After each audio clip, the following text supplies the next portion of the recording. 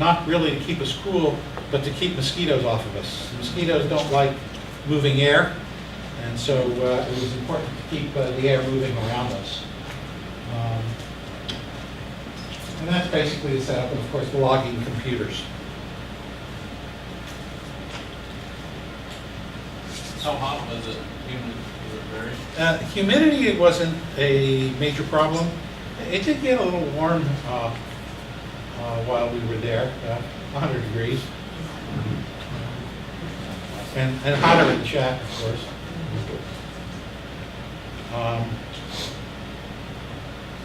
And in our tents, I remember trying to sleep during the daytime, and I would wake up, I mean, literally in a puddle of sweat. Another fan. This was the sideband operating site. And we had 2 sideband stations, and then this station here was used for RTTY or sideband, depending upon the operator's preference. That's the RTTY sideband station here. We had, these are Generacs. You buy them at Home Depot. We had a bunch of them.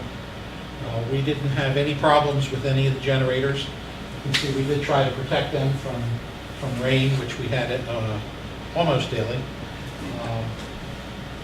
And one of the nice things was that part of our support team, one of the guys was a generator man, and he serviced all the generators, changed the oil, kept the generators fueled. We never lost power. Again, the typical station. That's the head for the PW1 ICOM amplifier. This is where we slept. And this was our galley, our fuel dump. We did not use all the fuel that was there, but it won't go to waste. Or I'm sure it didn't go to waste because there were people that came to the island when we left.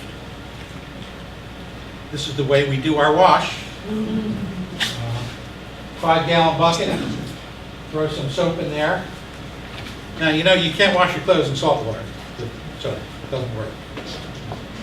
So we needed fresh water. Or salt And, water soap. or saltwater soap, yeah, right. We collected fresh water from the rainstorms, so we did that. And so you wash, and then you have another bucket for rinsing.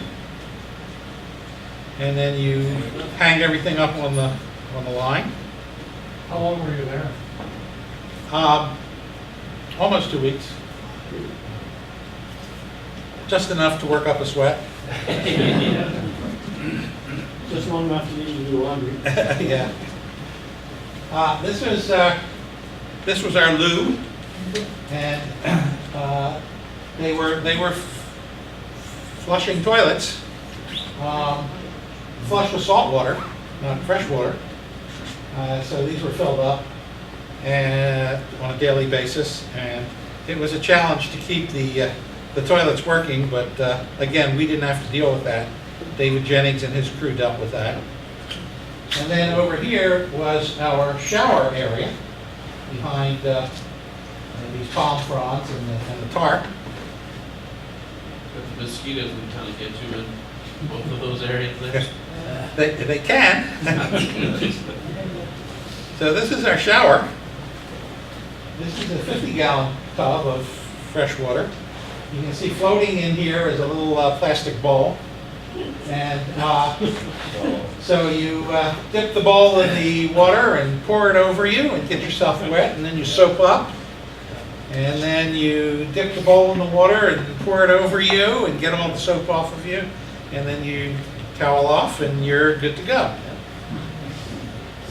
So when the first day that we were there, I had a little fun with David Jennings. And I told him, I said that we really needed a little stepping stool here by the tub, because it was very hard for me to get into the the 50-gallon container and take my bath and then get out again. And of course, he shuddered and said, no, you're not supposed to do that. Of course, he didn't know I was joking around with him. And, you know, this is a typical setup. We had our cot, and we had our luggage with us, my alarm clock. I brought some toilet paper with me. As it turned out, we didn't need it. They had plenty of toilet paper there. The ubiquitous bottles of water for hydration. Who's your little friend there on the fellow? My little friend is the moose, and the moose goes with me on every trip. You'll notice the moose has little tags on it, and each tag represents one of the trips that I've been on. We've got a little one that can make me chocolate. Yeah. Now Jerry was smart. Jerry was one of our tent mates. We had in my particular tent we had four cots, and Jerry didn't want to sleep in the tent because it was hot. So he brought himself a hammock that he strung between two palm trees. And you're probably saying, well, he must have gotten eaten alive by mosquitoes. But no, this is a zip-up hammock. So you unzip it, hop in, and zip it back up again, and you're in a cocoon. And the mosquitoes can't get to you, and he was always cool. On the other hand, this is K9NW, and this was during the daytime, as you can see, and I guarantee you when he got up, there was a pool of sweat there in that cot. We did have satellite communications, both for uploading our logs on a daily basis and also for email purposes, and if we wanted to make a voice call, we could. Two of our cooks, and as you can see, we have, we had stove, and this is Uda. American Samoa, the most active ham in American Samoa was Alpha Hotel 8, Lima, Germany, or LG, Larry Gandy was his initials. And if you ever worked American Samoa, you worked Larry Gandy. This is his wife, who also has an amateur license. But Larry died in April, so we never got a chance to visit with Larry. But his wife was just a lovely woman, and she was very helpful to us throughout the entire expedition. Nobody lost any weight on this expedition. A lot of guys go on these, including me. I don't mind losing a few pounds, but you couldn't lose any weight on this expedition. You can see we've got crab, we've got lobster, we had fresh fish, we had sushi. We had spaghetti and meatballs if you didn't like that. We had ribs one night.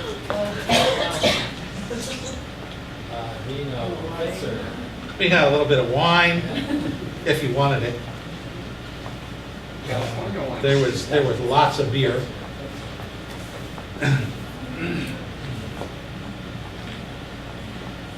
During the daytime, it was hot.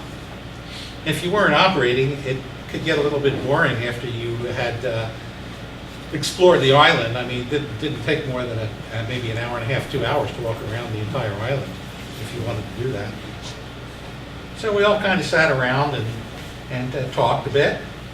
And I want you to know that this is not staged now.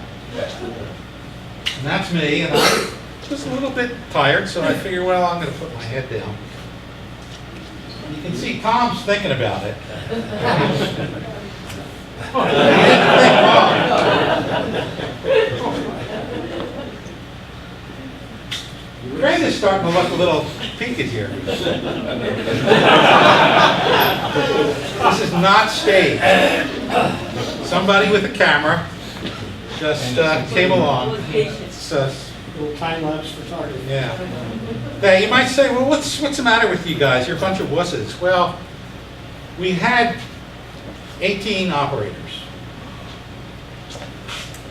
And it was decided by the leaders that the way to make this fair for everybody was to split up into teams of 6.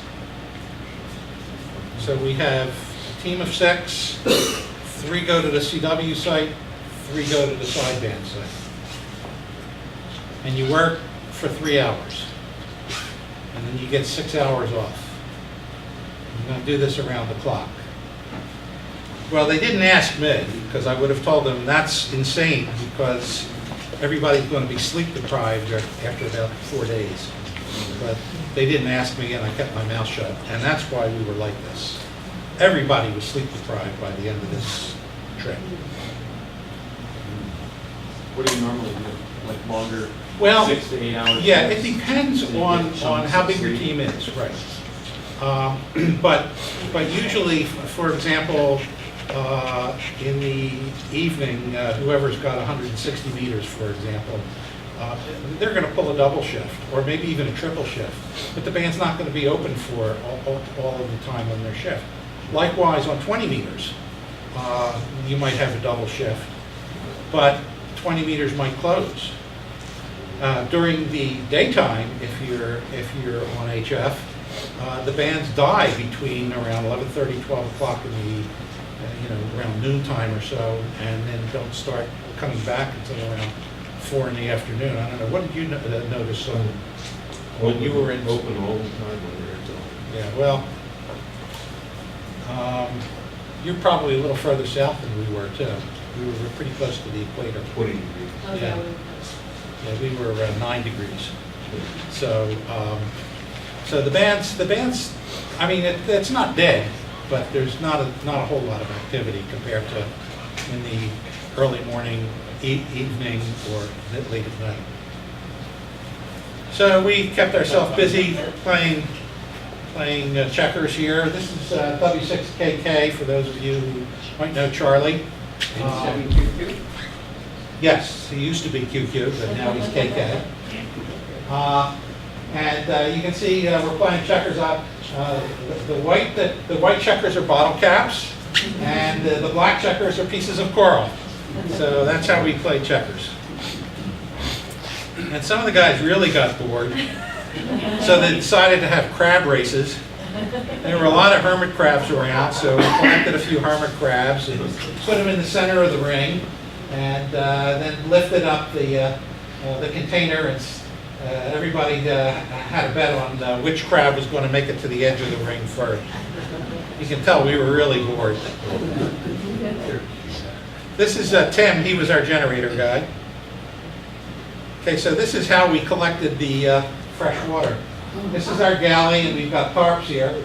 And when it rains, the tarps collect the water, and then you just drain the water into the 50-gallon drums. Works very well.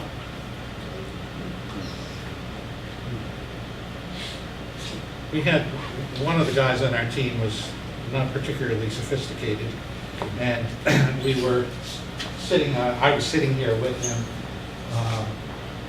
during a rainstorm, and the tarps were getting quite heavy and starting to sag quite a bit. And he said, "Oh, well, we better get rid of this water." And he gets up and starts dumping it, and I had to stop him. No, that's our laundry water. That's our bath water. Yeah, fresh fish.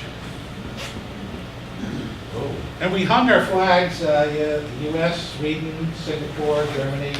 This is Indexa, and then we had an Italian flag as well. So we wanted to have the flags up for a picture primarily. So one of the guys just shimmies up the tree. Unbelievable.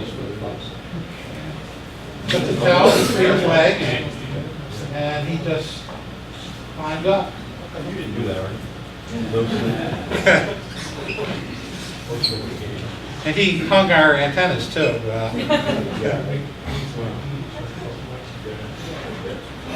Fresh bananas on the island. Here we're working on coconuts, and you can see he's husking the coconut, and he has this metal rod here that he's going to impale the coconut on that, and cracked the coconut, and then they harvested the coconut meat out of the coconut.